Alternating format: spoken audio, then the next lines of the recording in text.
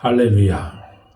오늘은 방금 봉독한 마태복음 7장 13절, 14절 말씀을 가지고 우리가 가야 할 문과 길, 이라는 제목의 말씀입니다. 우리 기독교인들은 신앙생활을 하면서 자기의 의를 드러내는 경우가 종종 있습니다. 자기를 드러내면서 의를 나타내려고 하는 경향이 있다는 거예요. 나는 다른 사람들과 다르다. 나는 다른 사람들과 비교가 안 된다. 스스로 그렇게 생각하는 성도들이 있다는 겁니다. 내가 다른 사람을 헤아리고 다른 사람을 비판하고 다른 사람 흉을 봄으로 인해서 내 의가 드러난다고 생각을 해요. 그래서 나는 저 사람들과 다르다는 거예요. 말하는 것도 다르고 신앙 자체가 다르다는 거예요. 그러면서 자기의 의를 자랑하고 자기의 의를 드러내고 싶어하는 경향이 우리 가운데 있다는 거예요. 나는 다른 사람들보다 더 많이 배우고 더 똑똑하고 더 잘났다고. 그래서 그 자신 스스로 나는 의인이라고 하는 자부심을 갖고 살아간다는 겁니다. 다른 사람을 비판함으로 인해서 나는 그 사람보다 위에 있다는 거예요. 나는 또 많이 가졌기 때문에 너희들과 다르다는 생각을 가진 사람들이 종종 기독교 안에 있다는 겁니다. 나는 많이 가졌고 나는 잘 나가고 나는 형통하기 때문에 저런 사람들과 비교가 안 된다고 하면서 스스로 자부심을 갖는 거예요. 또 어떤 사람들은 우리 교회를 비판하고 우리 교회를 흉을 보고 우리 교회를 욕을 하면서 목사인 나를 욕을 하면서 목사인 나를 짓밟으면서 자기가 의롭다고 생각하는 사람들이 있어요. 우리 교회가 그렇기 때문에 내가 의롭다는 거예요. 나가서 그런 이야기들을 함으로 인해서 자기가 의인이 되고 자기가 높아진다고 생각하는 경향이 있다는 거예요. 정말 그렇습니까? 우리 교회를 비판하고 목사를 욕을 하고 헤아리고 비방한다고 해서 그 비방하는 사람이 비판하는 사람이 의롭게 된다면 얼마든지 짓밟으라는 거예요. 얼마든지 우리 교회를 흉을 보고 비판하라는 거예요. 그거를 통해서 자기가 의롭게 된다든지 자기가 위에 올라간다든지 하면 우리는 얼마든지 감내하겠다는 거예요. 감수하겠다는 거예요. 그러나 그게 아니라는 거예요. 여러분, 우리가 그것 때문에 그것을 통해서 그것으로 인하여서 우리가 의롭게 됩니까? 행위로 의롭게 되는 게 절대 아니라는 거예요. 사람은 겉으로 나타나는 것을 보고 판단하기를 원합니다. 눈으로 보는 것이 진리인 줄 알아요. 눈에 보이는 것만 따라가려고 하는 경향이 있다는 거예요. 그러나 하나님은 외모를 보시지 않고 그 중심을 보신다고 말씀하고 있습니다. 사람들은 다 외모를 보고 판단하고 비판하지만 하나님은 그 중심을, 나 여호와는 중심을 본다고 말씀하고 있습니다. 여러분, 우리가 죄인이기 때문에 죄를 짓습니까? 우리가 왜 죄를 짓고 삽니까? 우리가 하루를 살아가는 모습 속에서 보면 의를 행하는 것보다 악을 행하는 게 더 많아요. 죄인된 마음으로 살아가는 게 더 큽니다. 그런데 우리 가운데 죄의 뿌리가 있기 때문에 그 뿌리를 안고 태어났기 때문에 인간은 죄짓고 범죄하는 거예요. 그래서 인간은 하나님이 필요한 존재들입니다. 근데 하나님은 안 보이는 거, 겉으로 드러나지 않은 거, 속에 있는 것을 보신다는 거예요. 여러분, 우리가 십계명을 다 준수한다고 의롭게 되나요? 1장부터 나 외에 다른 신을 두지 말라. 10계명까지 도둑질하지 말라. 이 1계명부터 10계명까지 내가 다 지킨다고 해서 내가 의인이 되나요? 그러면 10계명과 1계명부터 10계명까지 지킬 수 있는 방법이 하나 있어요. 그게 뭐냐면 11계명을 만드는 겁니다. 11계명을 만들어서 거기에 11계명을 뭐라고 얘기하냐면 들키지 말라. 걸리지 말라. 그거예요. 여러분, 세상에 이 보도를 통해서, 뉴스를 통해서, 방송을 통해서 나오는 모든 사람들, 죄 지은 사람들, 그런 사람들은 걸려서 그런 거예요. 안 들키면 죄인이 아니에요. 세상 사람들은.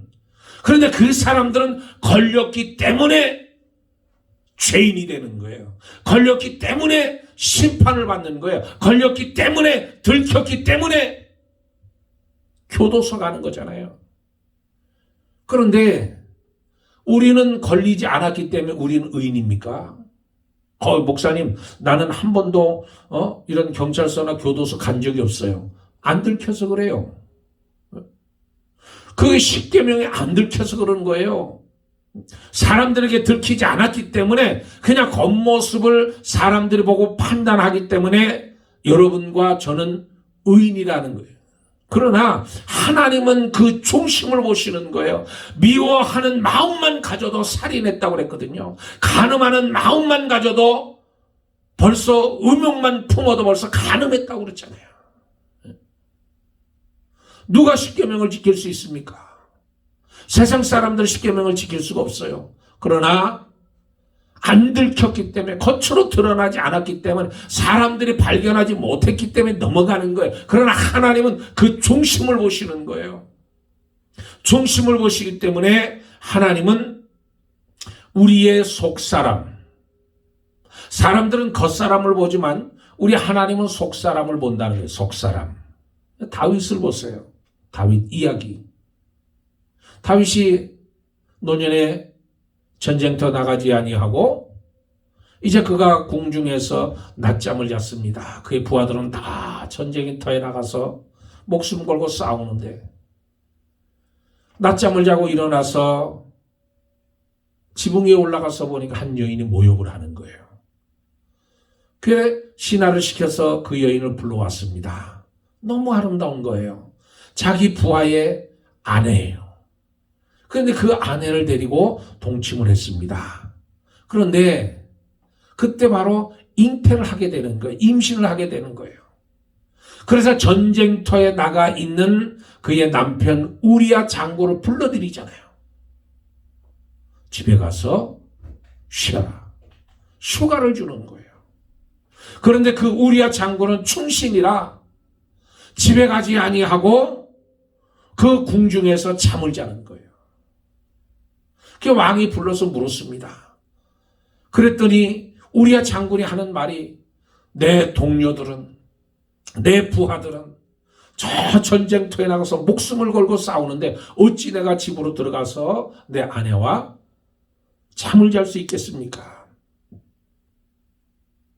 그러자 다윗 왕이 편지를 써서 요압 장군에게 편지를 써서 이 우리야 장군을 맨 전쟁의 맨 앞에 세웠다가 뒤로 빠지면서 화살에 맞아 죽게 하라는 거예요.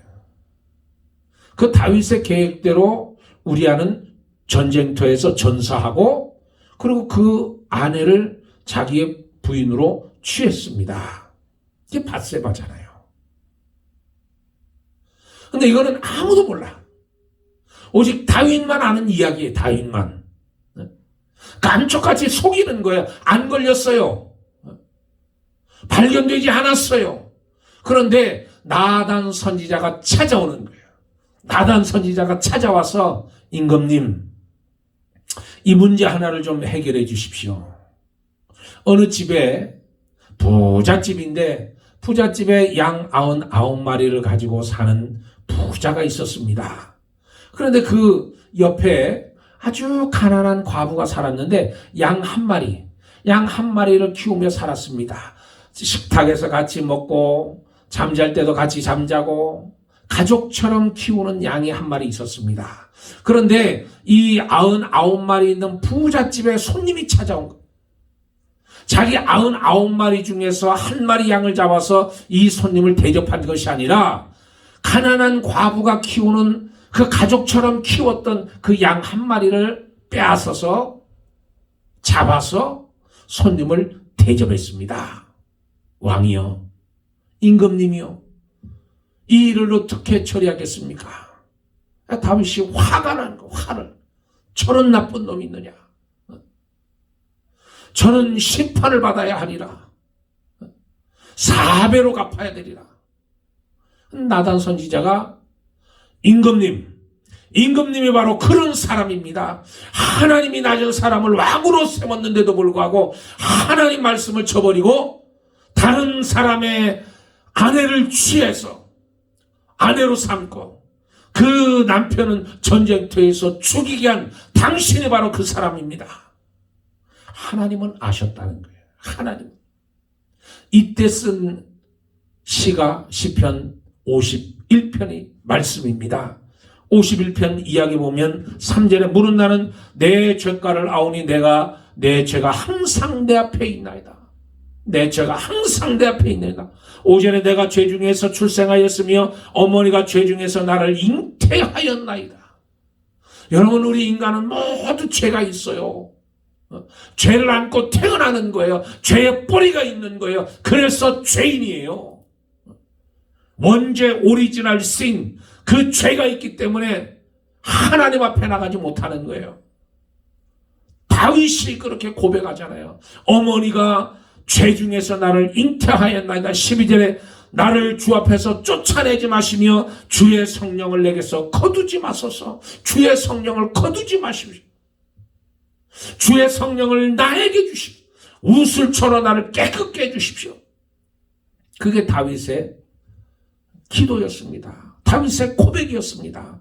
다윗의 눈물의 회개였어요. 어느 한 사람이 유명한 수도원을 방문을 했습니다. 방문을 해서 그 유명한 수도사 한 분을 만나게 됐습니다.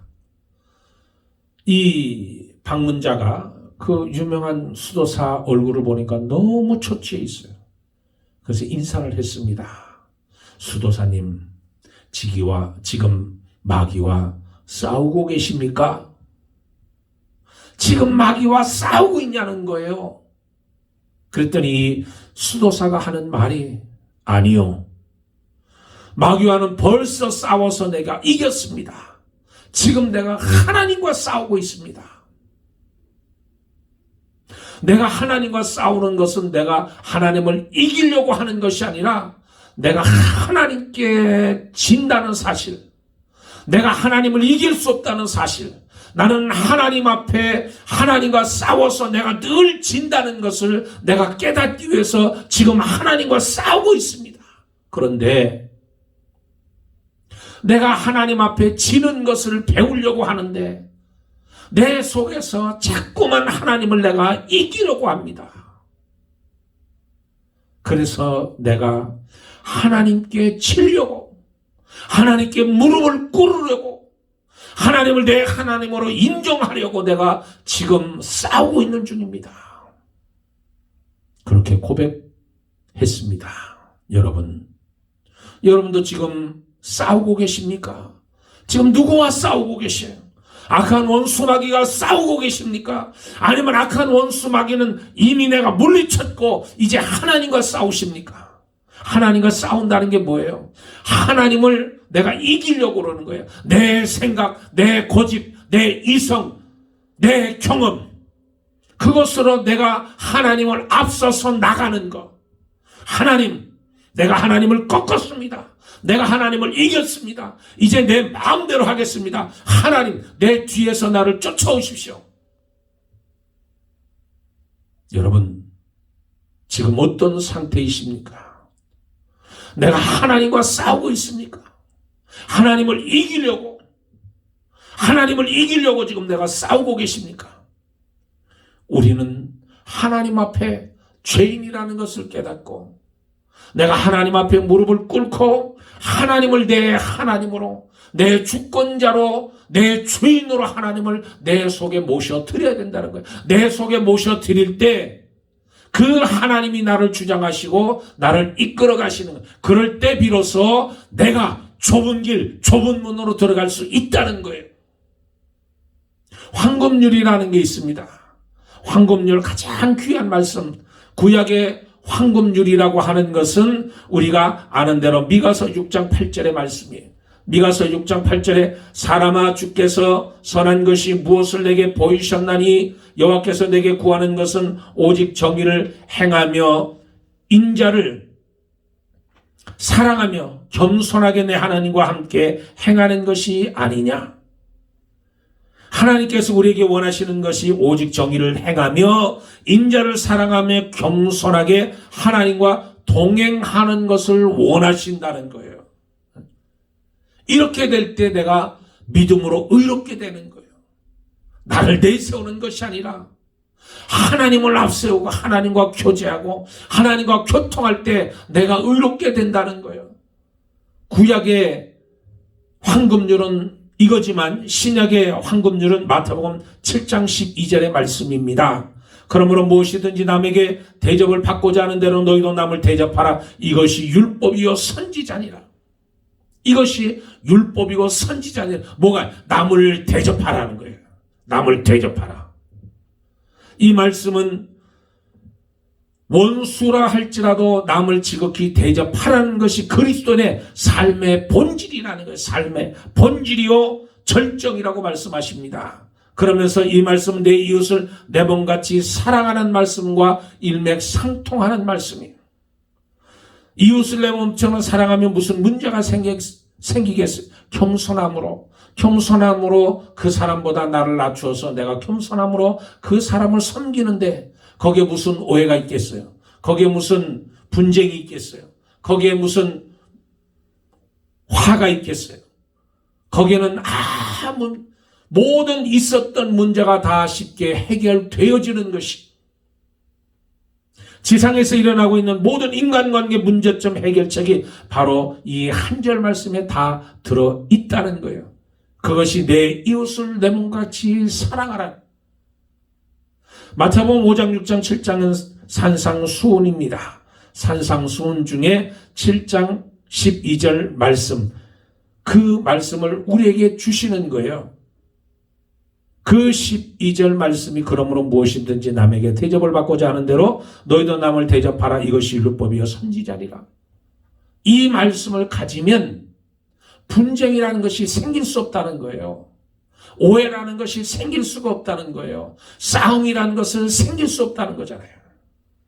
그리스도인들은 어떻게 살아야 하는가? 그리스도인들은 누구인가? 그리스도인의 성품은 무엇인가? 천국 백성의 본질은 무엇인가? 그것은 내 이웃을 내 몸같이 사랑하라는 이야기입니다.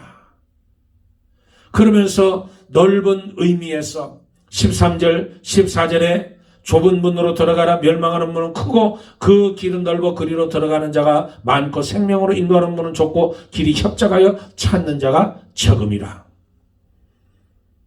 이 마태복음 5장 1절부터 7장 12절까지 말씀을 실제 생활에 적응하라는 거예요. 실제 생활에 실천하고 적응하라는 거예요.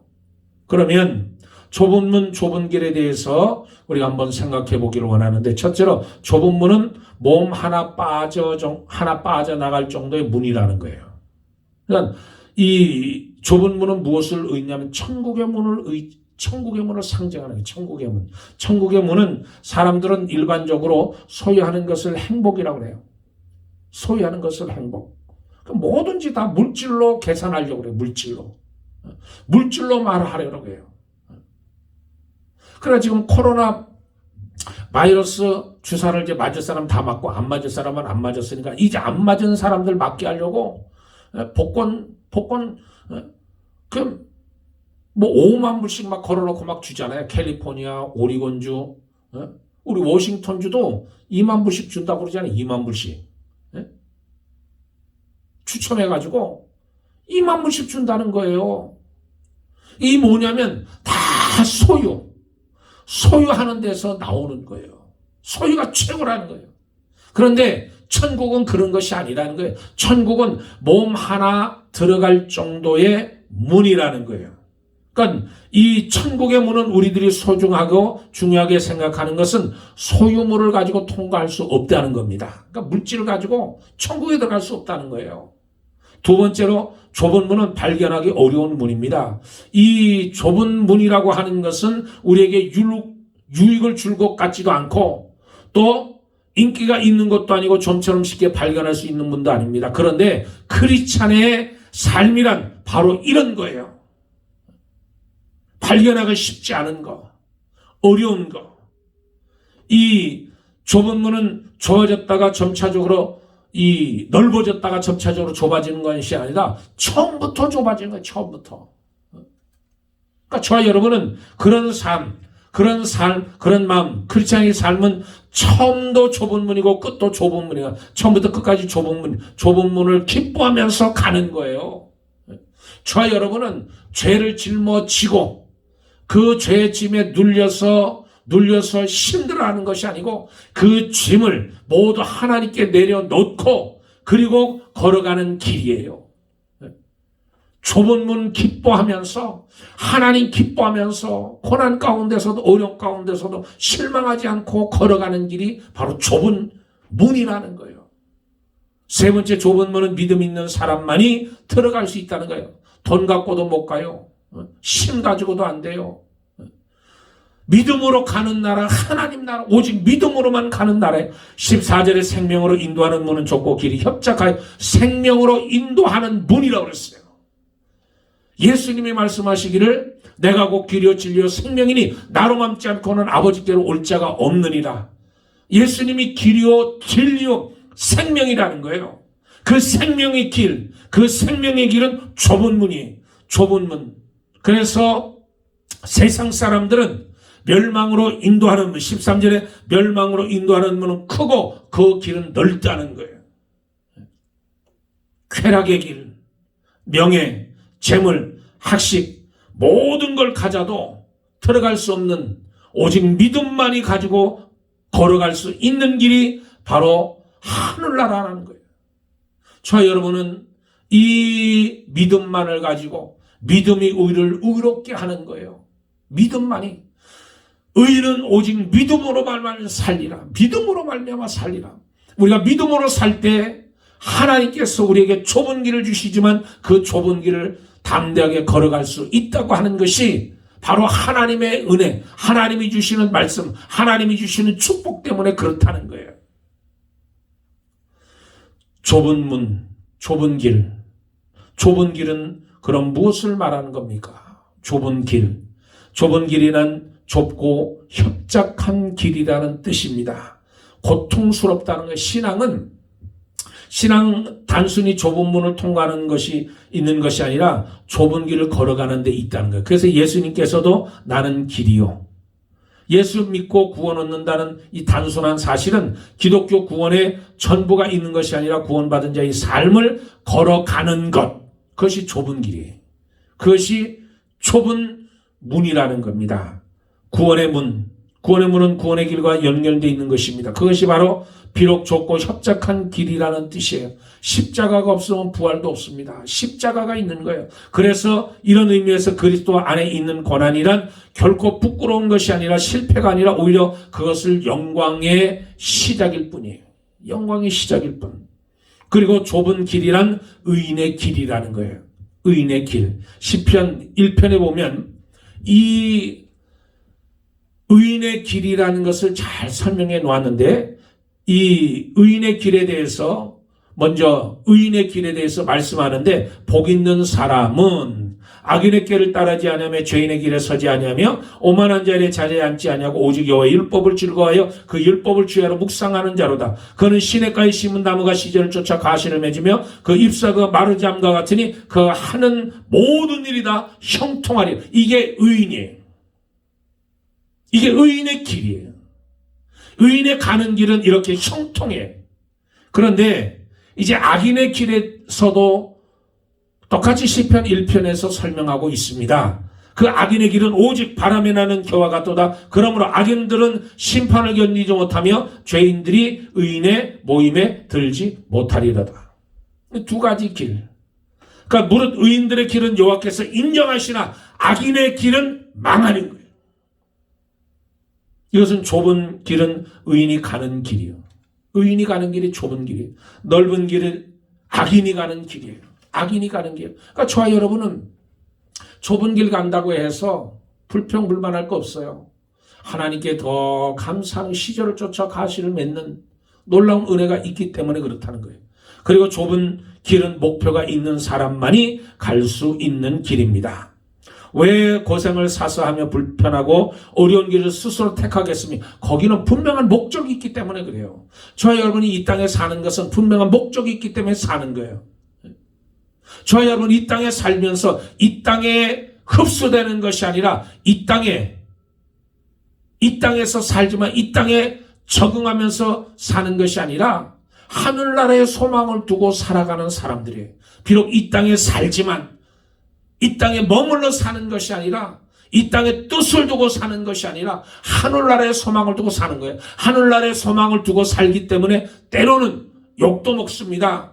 때로는 비판도 당합니다. 때로는 오해도 받습니다. 때로는 어려움도 당하는 거예요.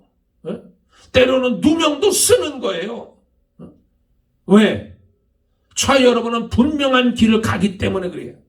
저와 여러분은 분명히 목표가 있는 길을 가기 때문에 이 세상에 정들 수 없고 이 세상에 흡수되어 살 수 없는 존재이기 때문에 저와 여러분은 오해를 당해도 누명을 써도 욕을 먹어도 손가락질을 당해도 비판을 당해도 헤아림을 당해도 꿋꿋하게 저 천성을 향해 갈 수 있다는 것은 확실한 목표가 있기 때문에 확실한 뜻이 있기 때문에 저와 여러분은 견딜 수 있다는 거예요. 생명으로 인도하는 문은 좁고 길이 협착하여 그랬어요.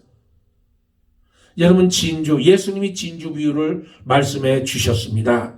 좋은 진주를 구하는 장사가 극히 값진 진주를 발견하고 만났을 때 그는 가서 자기의 소유를 다 팔아 그 진주를 샀다고 그랬어요. 그 진주가 천국이잖아요. 저 여러분은 천국을 발견한 사람들이에요. 밭에 감추인 보화를 찾은 사람들이에요. 진주를 발견한 사람들이에요. 그래서 천국을 소유했기 때문에 이 땅에 살지만 이 땅에 뜻을 두지 않고 이 땅에 동화되지 않고 이 땅에 저와 여러분이 머물러 사는 것이 아니라 하늘나라의 소망을 두고 사는 거예요. 하늘나라의 소망을 두고. 우리에게 미래가 있습니다. 천국이 있고 영생이 있습니다. 이 사실 때문에 억울함을 당하고 오해를 받고 고난의 길을 걷는다 할지라도 기쁨으로 걸어가는 거예요. 기쁨으로 걸어가는 거예요. 그러면 좁은 문으로 어떻게 들어갈 것인가? 좁은 문, 좁은 길을 가기 위해서는 자기를 포기하는 거예요. 나를 죽이는 거예요. 나를. 내가 그리스도와 함께 십자가를 못 박혀 죽었나니 이제 사는 것은 내가 아니요 내 속에 그리스도께서 사신 것이라. 그리스도께서 사신 것이라. 여러분 오늘도 우리가 성찬을 했지만 예수님의 떡을 예수님의 몸이에요. 포도주는 예수님의 피예요. 내가 먹는 거예요. 내가 마시는 거예요. 내 속에 들어오는 거예요. 내 속에 들어와서 예수님의 떡이 내 몸과 연합을 이루는 거예요. 내 살과 연합을 이루는 거예요. 포도주가 예수님의 피가 내 속에 들어가서 내 피와 연합을 이루는 거예요. 함께 예수님과 내가 연합을 이루는 거예요. 그 예수님이 내 속에 사셔서 나를 주관하시는 거잖아요.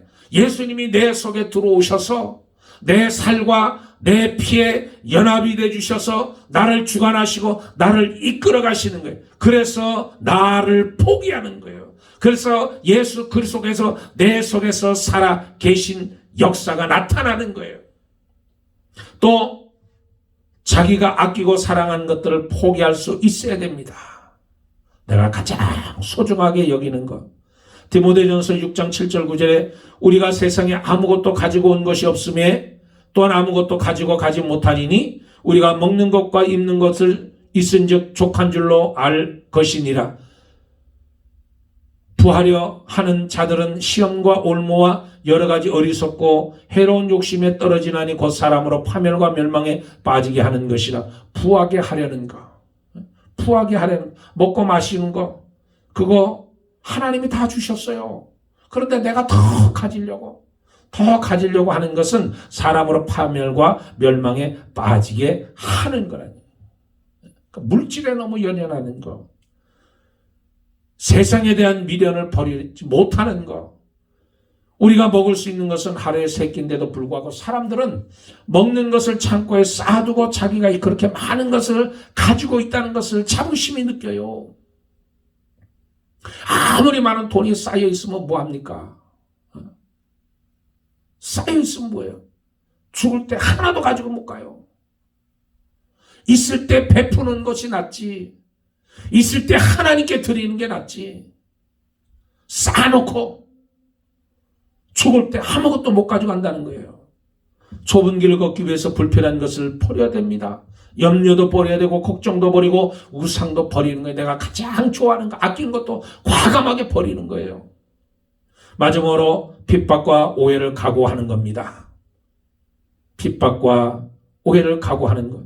요한복음 15장 18절 19절에 세상이 너희를 미워하면 너희보다 먼저 나를 미워하는 줄 알라. 너희가 세상에 속하였으면 세상이 자기의 것을 사랑할 것이나 너희는 세상에 속한 자가 아니요 도리어 내가 너희를 세상에서 택하였기 때문에 세상이 너를 미워하느니라.